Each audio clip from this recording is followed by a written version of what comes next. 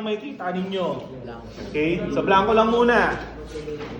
Okay? So, when you begin, okay? Ande. So, before we actually go to the design module, so when you get there, module, and then direct foil design. Okay? So, yan. So, mapupunta kayo dito sa space na to. Okay? So, dito, lalagay nyo lahat ng mga airfoil candidates ninyo. Okay? Or yung mga kumbaga pre-candidates, no? So bago maging tatlo 'yan, so siguro makakalima muna kayo, no, based sa airfoil tools ninyo. No? So kunyari yun nga, no, yung candidate airfoils natin is itong dalawa, 'di ba? Yung 23012 tsaka yung E212. So yung naka-airfoil, okay? So si XFLR5 meron siyang naka-generator, naka-airfoil generator. Okay? So, ibig sabihin nun, hindi na natin kailangan maghanap pa sa airfoil tools. So, paano yon? Okay, so go here sa foil, and then yung naka-foils. No? Shortcut niyan is Alt-N. Okay? So, yan. No? So, dito, input mo lang yung number. So, from our example, it's 23012. Okay? So, lalagay ko dito, 23012. And then, for the number of panels, okay, kayo nang bahala dyan. No, more panels will give you a smoother curve, pero with a cost of computation time. Okay, usually, mas maraming panel, mas matagal. Gets? No, so, ako, okay na sa akin yung 120. No? So you can go as high as 150 or 200 kung kaya ng computer nyo. Okay? So let's say 150. Okay na yan. No? And then you save. So ayan na, andyan na siya. Okay, so ibig sabihin, nasa database na ng project na yung gagamitin yung airfoil is, isa sa gagamitin yung airfoil is yung 23012. Sir, paano yung dito sa Epler? No? So since hindi siya under ng naka-family, hahanapin nyo yung coordinates niyan. Okay? So, hindi siya may input sa XFLR kasi, again, hindi kasi siya naka-generated. Okay, so, punta tayo sa airfoil tools. So, search na natin.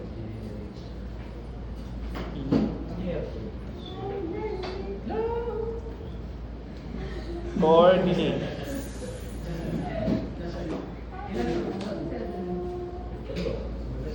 Ayan, ito, Epler E1212. Okay? So, sakto yan, sa airfoil tools na yan. Okay, so ganito yung tsura niya. Okay? So, ngayon, okay, paano makukuha yung coordinates niyan?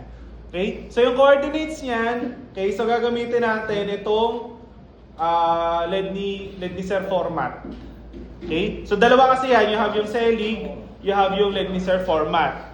Okay? So, itong coordinates na nakikita nyo dito sa dot file, okay, Selig format to. Okay? So, paano makukuha yung ano yan? Paano makukuha yung listahan? Okay, so gagawin nyo lang, Lednicer format, right click, and then save link as. Okay. Tapos, i-ano nyo na lang, no? Palitan nyo yung file extension. Okay, instead na .txt, gawin yung .dat. Alam ko meron na ako naka-ano dito nun eh. Clarkwise wala. Okay, na-delete ko na ata. Sige. So, kunyari yan. So, I'll change muna, no? Epler. Okay, .dat. Okay. Yeah, so, save na yan. So, ito. Papakita ko yung itsura. No? Okay. So, yung itsura niya, as compared dito sa baba, okay? No? So, dito, ganito yung itsura. Okay? Para lang alam nyo kung ano yung itsura niya. Okay, and then, let's say na-download nyo na siya. So, let's go back dito sa ating XFLR. So, gagawin natin open. And then, hanapin nyo yung coordinate na yun. Ayan, Epler. Yari, yan. So, yan na. Okay? Sir, paano tong nandito sa ano na to? Paano tong nandito sa taas, no? May ganyan, no? So yun actually sakit nung mga ano, yung mga nada-download sa internet na airfoil. Okay? So paano yung ganyan? Paano mawawala to? So ang gagawin natin, okay? Tanggalin ko muna to. So pagdating dun sa ano, dun sa file name niya, dito, ito. Okay. Tanggalin natin tong 33 tsaka 30. Okay, so bakit? Kasi ang ginawa ng program, ni-register niya tong 3330 as coordinates din. Kaya meron biglang tumayo na ganon, no? Kinonekta niya doon. Okay, so tatanggalin natin yan. Okay. So, save. Okay. Yan. So, kaya naka-save na siya. Okay. And then, i-open natin ulit. So, hanapin natin. Epler. Yan. Okay, sir, mas maayos na siya. Kuha? Okay. So, yan na, no? Another way to check if maayos yung pagkaka-register ng airfoil dun sa program is check nyo yung properties dito sa table. Okay? So, if kakaiba yung thickness na lumabas, ganyan, okay, so ibig sabihin, something's off dun sa listahan ng coordinates. So, katulad nung kanina, nung hindi ko inalis yung 3330 na line, okay, yung thickness parang 3,000% yung nakalagay. Kung napansin nyo kanina. Okay? So, at least dito, yan, medyo matino na yung coordinates niya. Okay? So, ay medyo ano na yung data niya. So, medyo ano na yan. Okay? Let's say, ano na siya, no? Safe na yan. Okay? So, and then, we save. Mayari lang. No? So, para, when you proceed to wing analysis, naka-ano na to, save na, no? Yung mga airfoils. Okay, so now that you have, let's say, these two airfoils, proceed tayo sa pagkuha ng airfoil data niya. Okay? So, wala pa. No? So, dun papasok yung ito. Itong anim na to. Okay? So, paano siya mag-a-apply?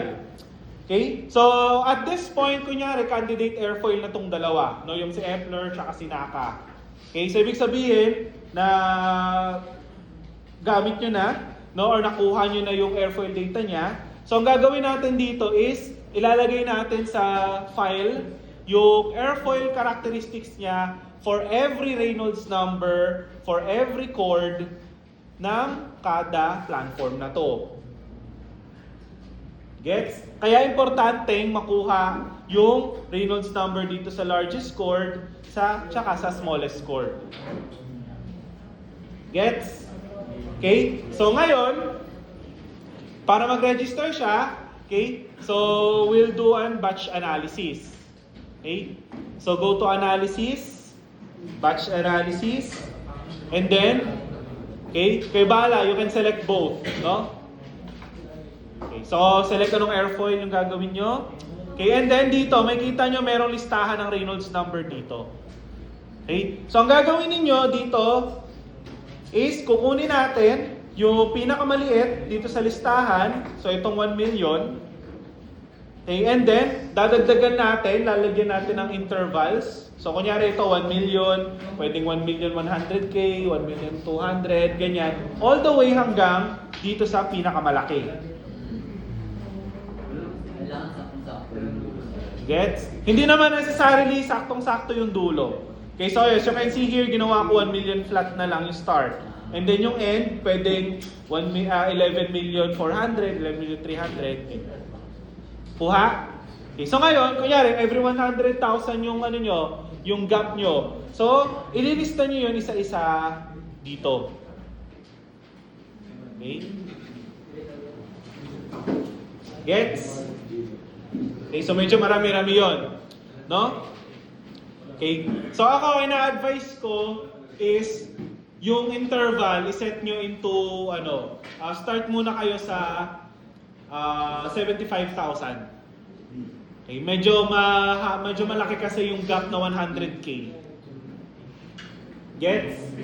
No? And then once you already have this one, okay, might as well isingit nyo na rin tong specific na Reynolds numbers na to. Okay? In betweens. No? Para nandun na rin siya. Okay, and then once nalista nyo na yan, okay, wala na kayong gagalawin dito, set nyo tong increments. Okay? So, you have yung, ang ginawa ko is start na lang ako sa negative 20 hanggang positive 35. Okay, para talagang sure ako na makover lahat ng angles of attack. Gets? And then, for the increment, okay, so again, you can set a smaller increment. Okay, smaller increments will give you a smoother curve, pero again, at the expense of computation time. Okay, so ito set natin, ito kunyari 0.25, and then analyze. No? So, wait lang. Before you click analyze, okay, check nyo muna tong max threads.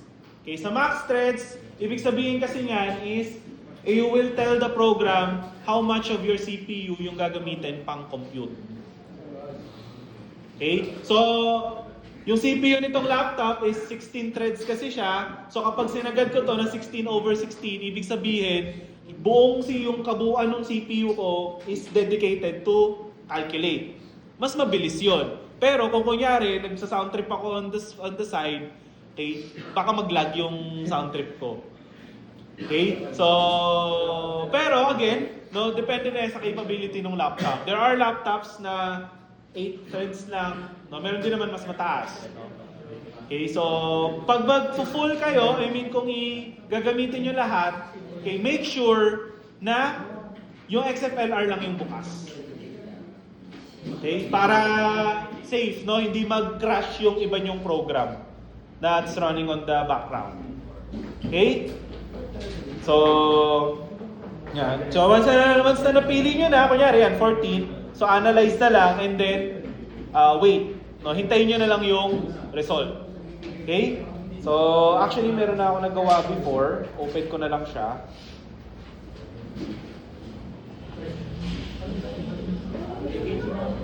Sana yun? Ay, hindi.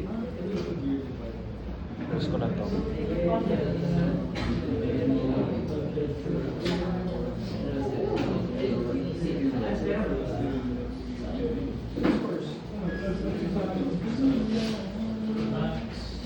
Ito na lang.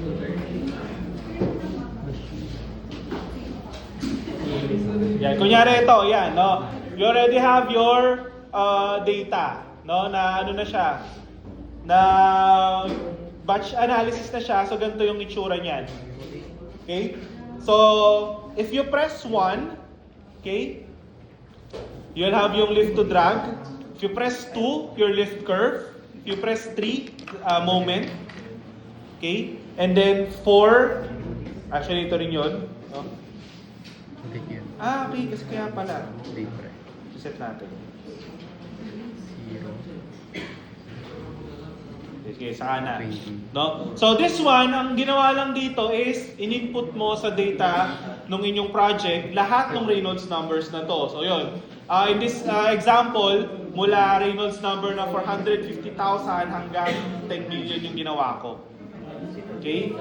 So dalawa na yan. You have yung Epler E1212 tsaka yung Naka airfoil. Palitan ko yung kulay nito para kitang-kita. These are blue. Red. I-red na lang yung isa.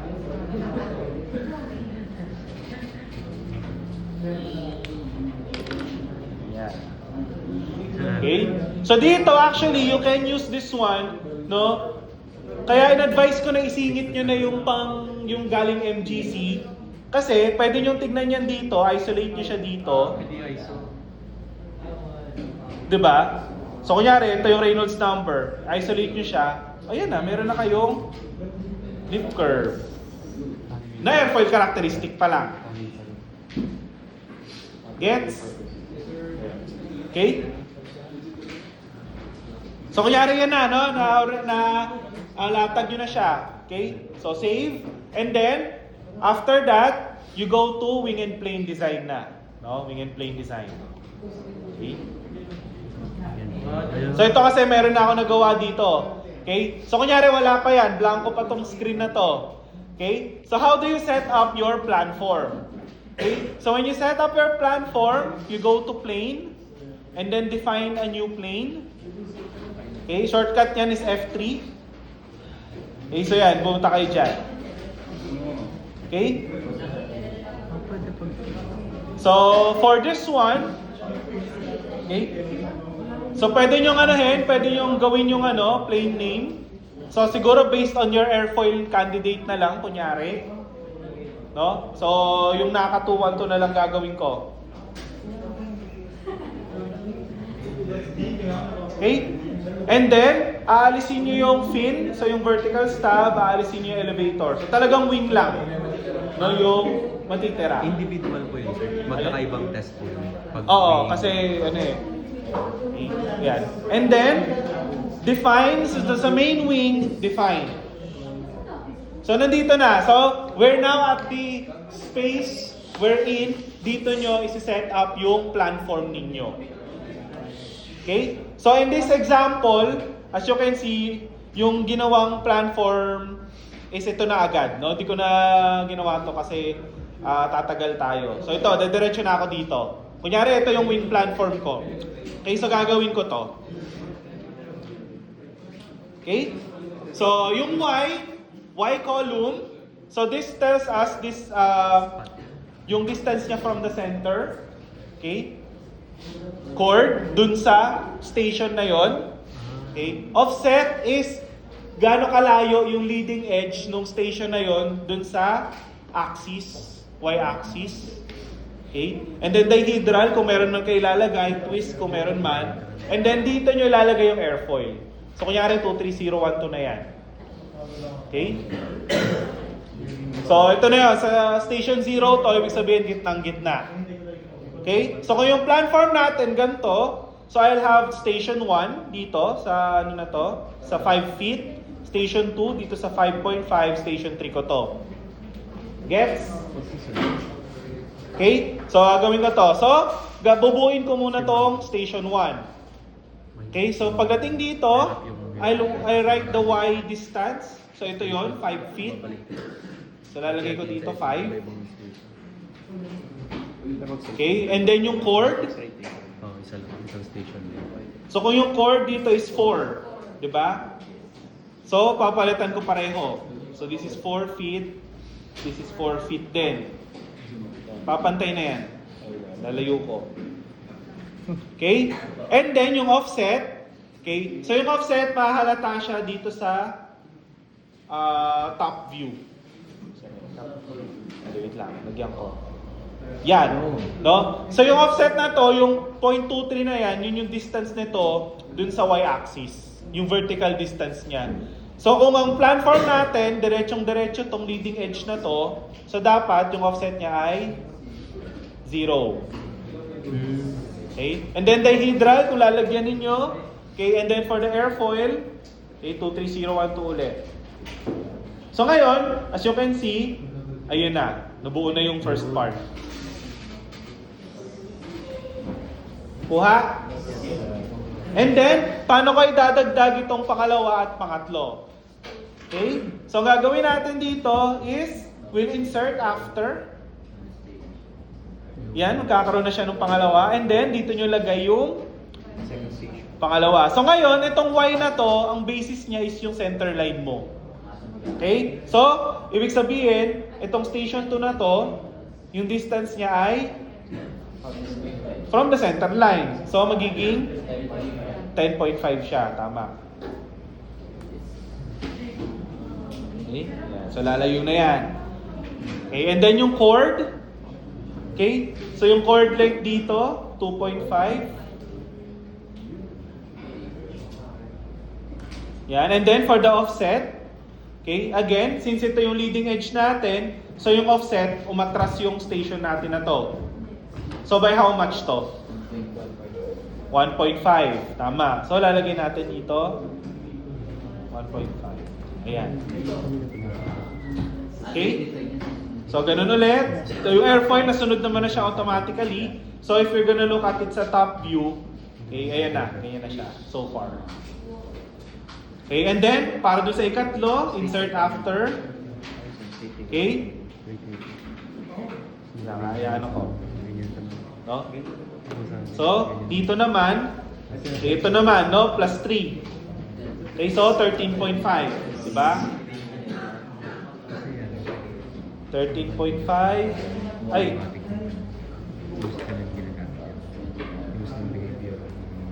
and then, yung port dito, 1 foot. Okay, and then for the offset, ilan na to? 3. Tama. Yan. So, gaganon na. Okay? And then, yun na, no, airfoil is maintained na pinareho na niya. Okay? Ngayon, kung lalagyan nyo ng dihedral, okay lang. Okay? So, kung trip nyong lagyan, okay, sa front view, you can look that here pala, front view. So, kung lalagyan nyo ng dihedral to, let's say, mga 4 degrees. No? So, ibig sabihin, itong station na to, nag 4 degrees upward siya. Okay, and then, pagdating dito sa station 3, dito sa airfoil na to, ayan, straight na ulit kasi nag-0 ka. So, kung gusto nyo diretsong-diretso talaga siya, di lagyan nyo din ng 4 para tuloy-tuloy na siya dyan. Gets? Okay? So, kung gusto nyo talagang 4 degrees all the way, from station 1 pa lang, lagyan nyo na agad ng dihedral. Ayan, para tuloy-tuloy na siya pataas. Okay. Ngayon, kung trip nyo parang medyo gullwing yung dating, pwede nyo lagyan ng negative. Stig. Ano yan, type? Yung may ganun. Okay? Pero plano. Stang ba yun? May ganyan. So, yung sa angles, di ba, since hindi naman natin siya ginawa ng activity 3, so, kayong bahala dito, no? Yung, hindi naman siya, no? Hindi nyo naman siya kinalculate per se, no? So, tensiometry na siya, kayong bahala. Ngayon, kung gusto nyo lang talaga ng flat wing, hindi zero nyo na lang lahat. Hindi namin dito sabihin. Okay? O, zero na lang natin.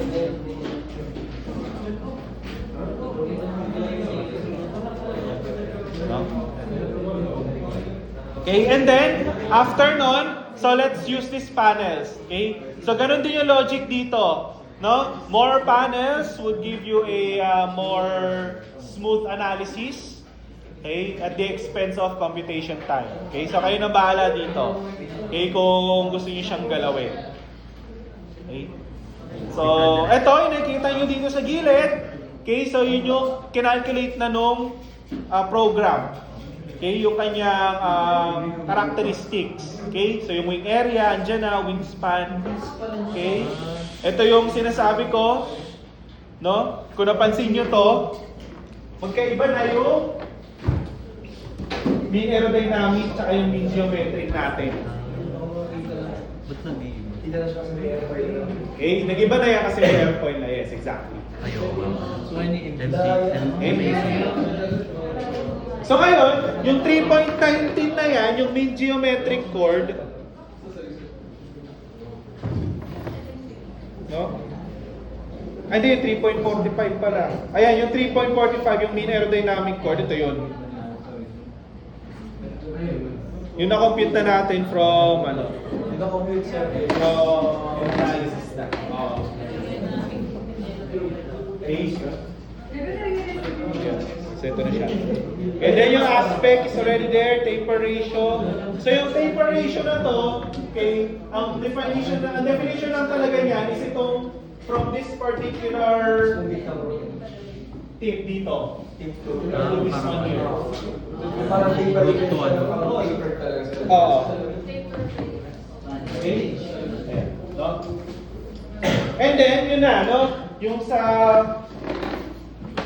panels, okay, so ano na lang din, again, more panels will give you a smoother computation. Dito yan, gagalaw to pag in-adjust nyo tong X panels tsaka Y panels. Okay? So, save. Save na natin. Okay? So, save na yan. Now you have that. Okay? Yan. No? So, yung ito yung sa Epler. Okay? And then yung sa Naka. Questions? Okay. So, sige. Zoom out ko to. Yan. Ayun. Lapit natin ng konti. Okay?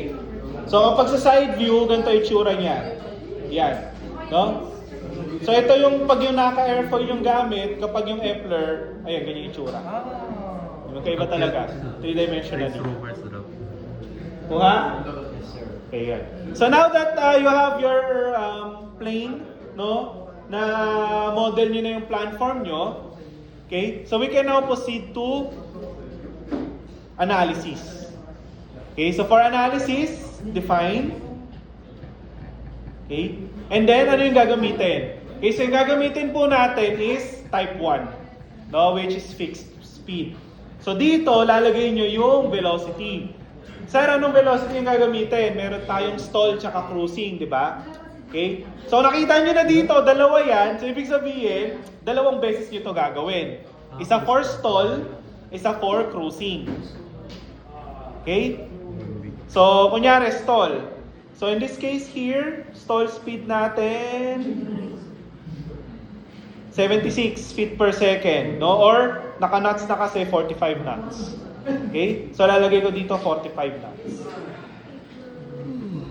Okay? And then for the analysis, ang gagawin lang natin is LLT.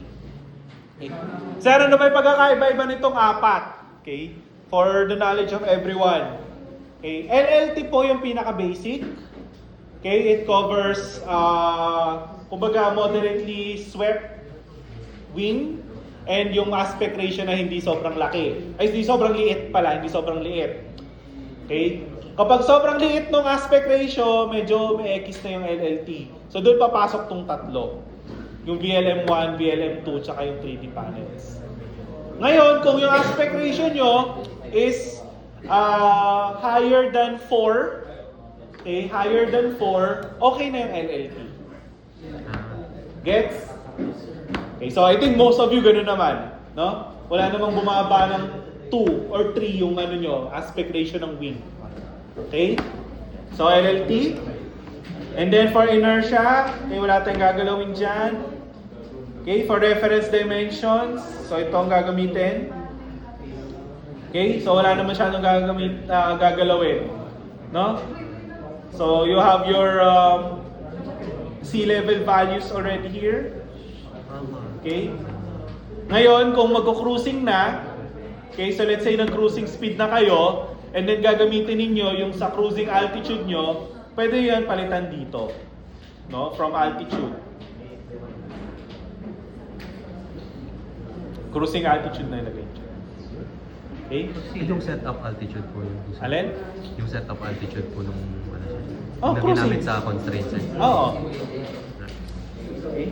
Pag sea level sir, zero. Oh, pag sea level. Ayan, sea level naman yan. Gets? Okay?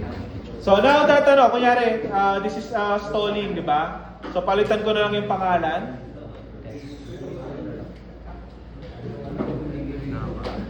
Kunyari yan, kasi stall. Okay? So ito, one thing to check then is itong tip and root Reynolds number. Okay? So yung tip and root Reynolds number, ito yon. Kung napansin nyo, medyo naiba lang siya ng konti.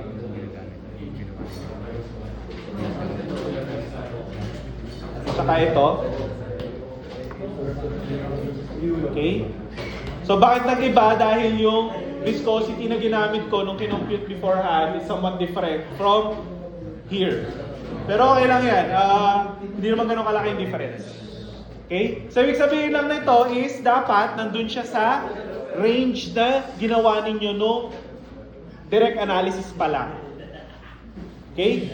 So, let's say you already have that. Save. Okay? And then, tignan nyo dito sa gilid. Okay? So, and then, analyze in time. Okay? Tendency analysis. So now that you have that, you can go to polars. Ay, hindi. So dito, pili na lang kayo dito. Okay? So this one talks about the lift distribution. Okay?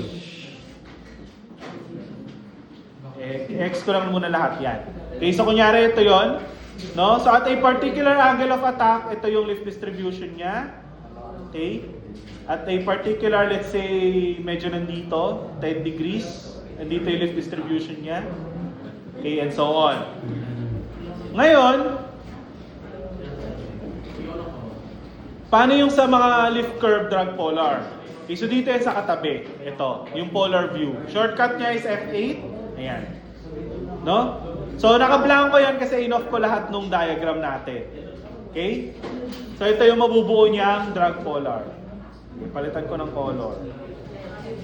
Red naman dahil. Yan. Okay? No? So, if you click a specific angle dito sa gilid, pinpoint niya kung anong point mo yung pinag-uusapan. And then if you press down, ayan, iisa-isayin niya to kung nasaan ka ngayon. Okay? So, ibig sabihin nito, ano yung interpretation niyan dito? Okay? Yung dito sa pinakasagad, di ba yung sinet natin negative 30 to 35? No? Sir, but 14.7 lang yan. Ibig sabihin kasi nun, beyond negative 14.75, so negative 15 pababa, nag-stall na yung wing. Okay? So, ganun din yan sa kabila. No? So, pagdating dito, okay, after 17.25, so siguro mga 17.5 degrees, nag-stall na yung wing nun mismo. Okay, kaya tumigil na siya. Okay? So, press 1 for the drag polar, press 2 for the lift curve. Ayan na yun, lift curve. Press 3 for the moment curve. Okay? Yun ang naman kailangan natin, di ba, sa activity. Yung dalawa, tatlo. screenshot na lang. Oh. Okay? So, kayo na bahala kung paano nyo siya, no? So, ito yung sinasabi ko, no? What you can do in your activity is that pwedeng ganito, isa-isa. Pwede nyo rin namang isama tong, let's say, itong Kepler stall. Yan. Pwede rin siyang isama para isang graph na lang. Ito yung blue. Flaming blue. Royal blue. Yan. Kunyari.